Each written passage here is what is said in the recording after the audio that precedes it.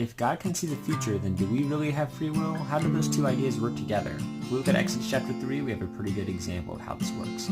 At the beginning of the chapter, Moses encounters God, who is taking the form of a burning bush. God introduces himself as the God of Moses' fathers, Abraham, Isaac, and Jacob, and he explains that he's heard the cry of his people and he's ready to respond.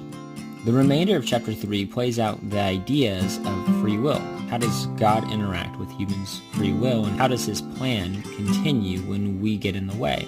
What we can see here is that the Pharaoh is going to absolutely get in the way, and God's going to have to force his hand. What we also see here is that Moses is getting in the way, and instead of God forcing Moses' hand, what he does is he reaches a compromise.